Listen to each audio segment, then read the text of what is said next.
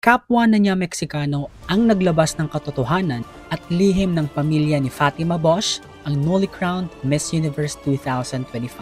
Matagal na palang issue si Fatima Bosch kahit nung national pageant days pa lang niya. Grabe to, dahil apparently may mystery talaga sa likod ng koronang iyan. Bago pa man ang Miss Universe Mexico 2025, palaisipan na talaga si Fatima Bosch. Kasi noong sumali siya sa national pageant, issue na pala agad.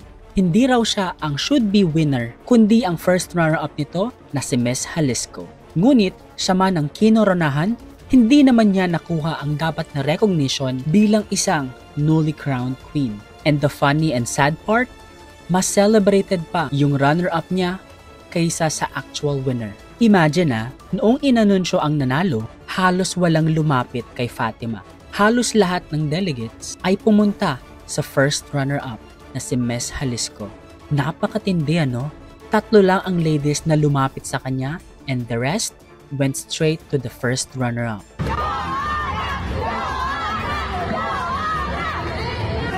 Dito pa lang, alam ng lahat kung sino nga ba talaga ang tunay na nanalo.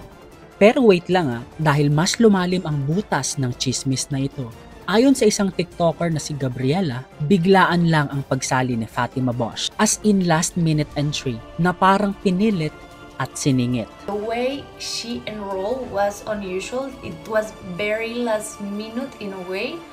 And they call her, they look for her so she could be in that pageant. At eto pa, siya na mismo ang nagsabi na ang tatay ni Fatima ay isang businessman na malapit sa gobyerno, working with Petróleos Mexicanos. The dad of Fatima is a very well-connected businessman and that he works in Petróleos Mexicanos.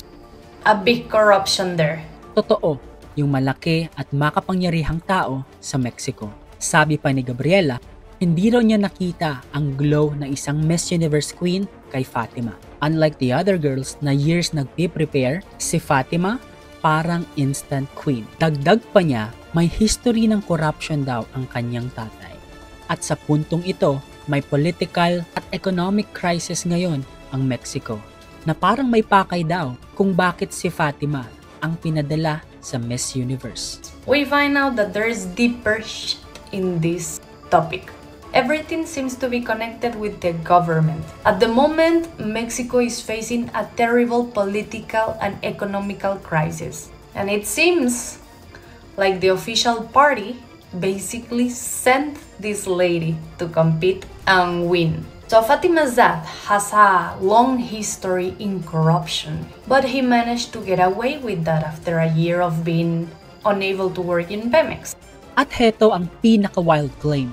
Sabi niya, nagbigay daw ang tatay ni Fatima ng approximately $50 million kay Raul Rocha, ang owner ng Miss Universe. And he sent approximately $50 million to Raul Rocha, the owner, basically the owner of Miss Universe, who's also Mexican, is a businessman who's also involved in many business, and we don't know what kind of business. Some of them look perfectly normal, some of them doesn't look very normal. At sa huli, sinabi ni Gabriela na naaawa siya, lalo na kay Cote d'Ivoire, na ayon sa kanya, isa sa pinaka-deserving na queens this year. Kung totoo nga ba ang paratang, grabe na to. Isa na talaga itong dagok sa credibility ng Miss Universe organization. Kayo ba? Sana kita ninyo. Does this look fishy to you? O isa na naman itong pageant na nalusutan ng politika? Comment your opinions and thoughts below. Gusto kong marinig ang inyong opinion. But thank you guys so much for watching this video. Please follow me for more updates. Bye!